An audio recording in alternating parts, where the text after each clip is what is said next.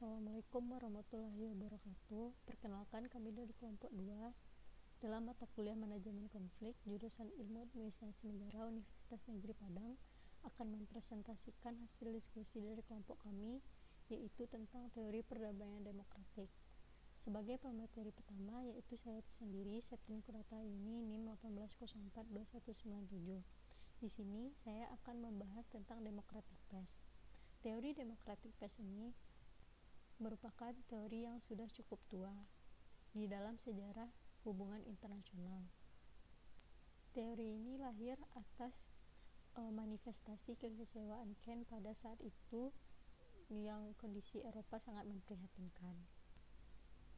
Akar dan gagasan utama democratic peace ini adalah kondisi dunia bisa bertransformasi menjadi damai, bahkan perdamaian yang abadi bisa tercapai karena adanya kesadaran pada tiap individu tentang perdamaian, konstitusi yang republik, serta kontrak antar negara untuk menyudahi perang dan mendamaikan. Teori democratic peace ini terkadang dipandang sebagai bentuk dalil oleh pemerintah Amerika Serikat dalam menjalankan politik luar negerinya. Amerika Serikat merupakan negara yang dikenal sebagai promotor demokrasi bahkan sejak era Perang Dingin. Secara garis besar yang dapat kita ambil adalah teori perdamaian demokratik adalah teori yang menyatakan bahwa demokrasi enggan berperang melawan demokrasi lain. Menurut pendukung teori perdamaian demokratik, terdapat beberapa faktor yang dianggap mendorong perdamaian di antar negara demokratis. Yang pertama, pemimpin demokratik dianggap bertanggung jawab atas mulainya perang oleh rakyat selaku pemegang kedaulatan. Yang kedua, pemimpin demokratik yang bertanggung jawab kepada publik cenderung memanfaatkan institusi diplomatik untuk menyelesaikan permasalahan dengan negara lain. Yang ketiga, negara demokrasi cenderung tidak memandang negara demokrasi lain sebagai negara yang bermusuhan. Dan yang terakhir, negara-negara demokrasi biasanya lebih kaya dari negara lain, sehingga enggan berperang demi menjaga infrastruktur dan sumber daya. Sekian materi dari saya, akan dilanjutkan oleh rekan saya, Windy Wulandari. Kepada Windy Wulandari dipersilakan. Perkenalkan, nama saya Windy Wulandari, NIM 18042209, akan melanjutkan presentasi dari Septrin, yaitu memahami studi perdamaian sebagai bagian dari ilmu hubungan internasional. Teori-teori yang muncul dalam studi hubungan internasional berguna untuk membuka jalan menuju perdamaian. Salah satu tujuan ilmu hubungan internasional adalah untuk menghindari terjadinya perang dalam skala global, belajar dari terjadinya dua perang yang dahsyat pada abad 20 lalu. Untuk itu, tujuan studi perdamaian harusnya juga demikian karena memang lahir dari rahim ilmu hubungan internasional. Dari beberapa teori hubungan internasional, realisme salah satunya. Dipahami bahwa perdamaian dapat ditemui dalam balance of power antar negara. Sedangkan bagi kaum kapitalis, perdamaian bisa diwujudkan dengan cara kerjasama dan pengumpulan kekayaan atau accumulation of wealth. Johann Galtung juga menyebutkan bahwa terdapat dua definisi tentang perdamaian. Pertama, negative peace, yang ditandai dengan ketiadaan konflik antara kedua pihak atau lebih yang berusaha mencapai kepentingan masing-masing. Ketiadaan asimetri ketakutan dan ketiadaan perbenturan kepentingan. Definisi kedua yaitu positive peace, yang ditandai dengan keberadaan suatu perangkat penyelesaian konflik yang bersifat non-koersif untuk mencegah timbulnya konflik.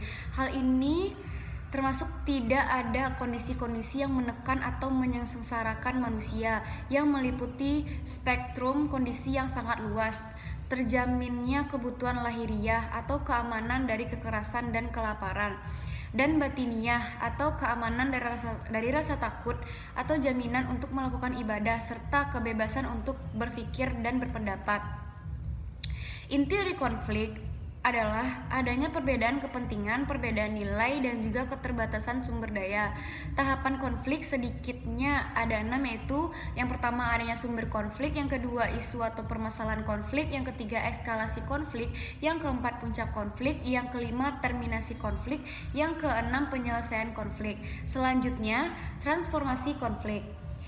John Galtung telah mendorong konsep transformasi ini ke panggung dengan menjelaskan bahwa definisi perdamaian adalah terkait erat dengan cara-cara non-kekerasan atau non-violent dan transformasi konflik yang kreatif.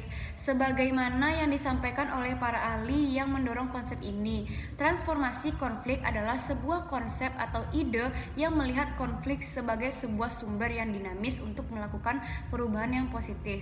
Baiklah, hanya itu yang bisa saya sampaikan. Terima kasih. Baiklah, saya akan melanjutkan presentasi dari Windy Wulandari. Perkenalkan, nama saya Fiona Putri Hasmiwati, NIM 18042207. Indonesia kini memasuki masa pasca konflik setelah konflik di daerah Indonesia mereda baik, karena telah dicapainya kesepakatan damai sebab berlangsungnya demokratisasi dan desentralisasi yang membawa perbaikan pada kondisi sosial ekonomi dan keamanan di masyarakat. Daerah pasca konflik umumnya masih dalam kondisi perdamaian yang masih rentan, sehingga konflik mudah kembali muncul ke permukaan. Tantangan dihadapi terutama bersumber dari masih adanya kesenjangan perdamaian, yaitu kesenjangan antara tujuan perdamaian ideal diharapkan dan realisasi perdamaian nyata dicapai di masyarakat. Selanjutnya, pembangunan perdamaian demokratik pasca konflik.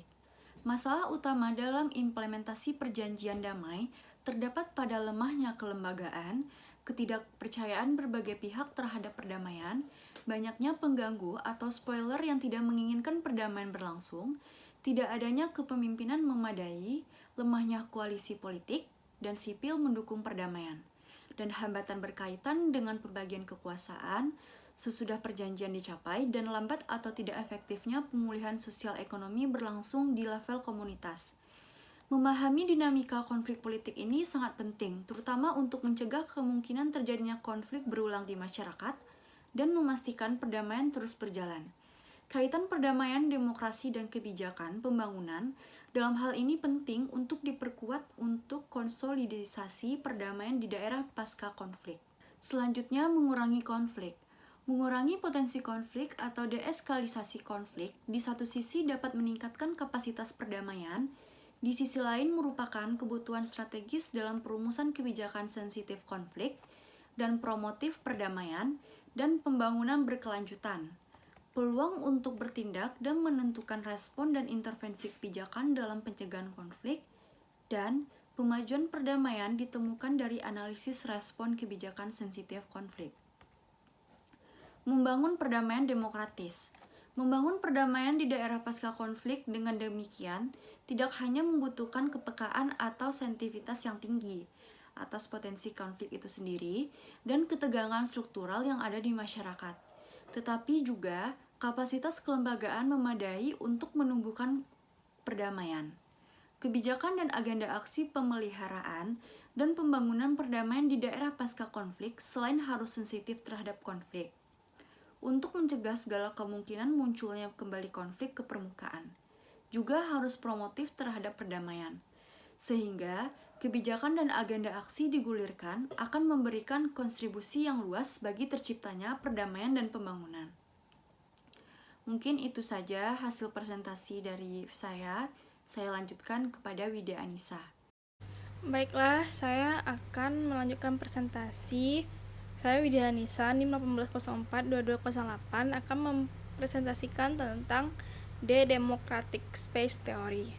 Penjelasan secara struktural berpendapat bahwa lembaga perwakilan pemerintah yang meminta pertanggungjawaban pejabat terpilih dan pembuat keputusan kepada pemilih luas yang menjadikan perang sebagian besar pilihan yang tidak menarik bagi kedua negara.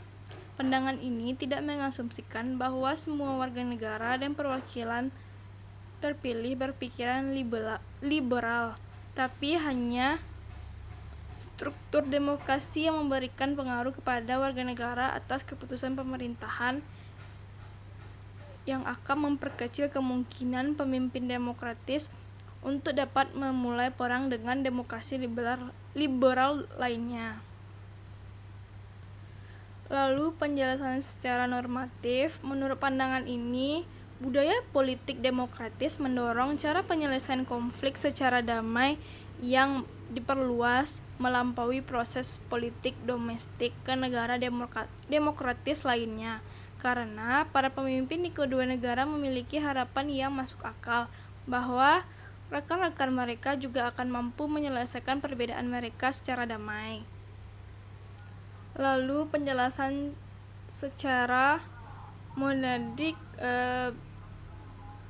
memberikan pandangan bahwa pengamatan demokrasi menciptakan perdamaian yang terpisah dan bersama di antara negara-negara demokratis lainnya dengan angka 2 demokratis dan otokratis. Jika otokratis diganti dengan demokrasi, dikatakan bahwa kemungkinan konflik akan turun 33%. Selain itu, di luar konflik dan perang, bukti menunjukkan bahwa persaingan antar negara di antara dua negara demokrasi juga sangat jarang, bahwa perubahan rezim tidak hanya akan mengurangi kecenderungan konflik atau persaingan antara kedua negara, tetapi juga akan benar-benar terjadi. Alasan penting mengapa penyebaran demokrasi secara global dapat merusak prospek perdamaian internasional, dan keduanya berkaitan dengan kesulitan yang berkait dengan proses demokratisasi. Pertama, sejumlah studi telah menunjukkan bahwa transisi demokrasi yang terjadi ketika institusi politik suatu negara sangat lemah, atau ketika para elit di negara tersebut terancam oleh proses demokratisasi itu sendiri, dan harus menanggapi berbagai kepentingan yang baru dirumuskan secara luas, dan memiliki kemungkinan yang lebih besar bahwa proses ini akan memicu sentimen nasionalis yang agresif. Lalu masalah kedua yaitu terkait dengan yang pertama, sebagian besar negara yang sedang mengalami transisi menuju demokrasi belum tentu berada pada posisi untuk mengikuti urutan tertentu ini. Namun, meskipun mereka tidak ada jaminan bahwa negara demokrasi liberal akan mendapatkan atau bersedia membantu. Oleh karena itu penting untuk menyadari batasan yang jelas dan intervensi militer eksternal. Baiklah, sekian dari saya. Penjelasan selanjutnya akan dijelaskan oleh Yunia Sarah.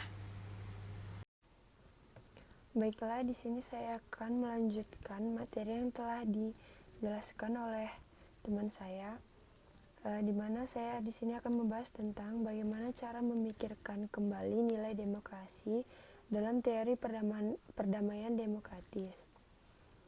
Dalam pandangan kaum realis, sistem internasional yang anarki dan berfokus pada peningkatan kekuatan nasional menjadikan adanya investasi-investasi militer sebagai sebuah mekanisme normal untuk mencapai keamanan dalam politik global. Namun, teori perdamaian demokratis bukanlah turunan dari pandangan realis, melainkan antitesisnya yakni liberalisme. Dalam pandangan induk demokrasi ini, liberalisme menekankan pada pentingnya hukum internasional dan organisasi internasional yang terkonstruksi dalam sistem negara Westphalia yang anarki. Instrumen-instrumen liberal di atas digunakan untuk mengatur perilaku negara-negara dalam bersikap dan menciptakan tatanan dalam sistem internasional. Dalam hal ini perlu dipahami bahwa sebenarnya nilai-nilai inti liberalisme tidak menyarankan adanya penggunaan kekerasan, paksaan maupun pelanggaran terhadap instrumen-instrumen tatanan internasional demi mengaplikasikan demokrasi dalam suatu negara. Namun demikian, hal-hal tersebut justru dilakukan sebagai upaya promosi demokrasi. Bagaimana cara dilakukan agar dunia dapat menjadi lebih baik dari sebelumnya? Misalnya lembaga internasional seperti Perserikatan Bangsa-Bangsa atau PBB didirikan pasca Perang Dunia Kedua dengan tujuan mengatur hubungan antar negara di dunia, serta untuk mencegah perang dan menciptakan perdamaian internasional. Sampai sekarang, kiprah PBB cukup berhasil mengurangi jumlah perang antar negara. Dalam perkembangannya, perang dalam bentuk-bentuk lain bermunculan, terutama konflik bersenjata internal atau konflik bersenjata terjadi di dalam sebuah negara. Perdamaian dapat diciptakan jika negara-negara di dunia dapat diatur dengan menggunakan sebuah sistem atau ideologi yang sama seperti demokrasi. Demokrasi kemudian dikampanyekan secara masif untuk menggantikan ideologi ataupun sistem-sistem pemerintahan lain yang dianggap tidak lebih baik daripada demokrasi. Ekonomi liberal pun kian gencar dikepanyakan, begitu pula dengan pola pembangunan perdamaian secara liberal yang tidak hanya mengurusi gencatan senjata tetapi juga perdamaian berkelanjutan. Itulah yang dapat saya sampaikan.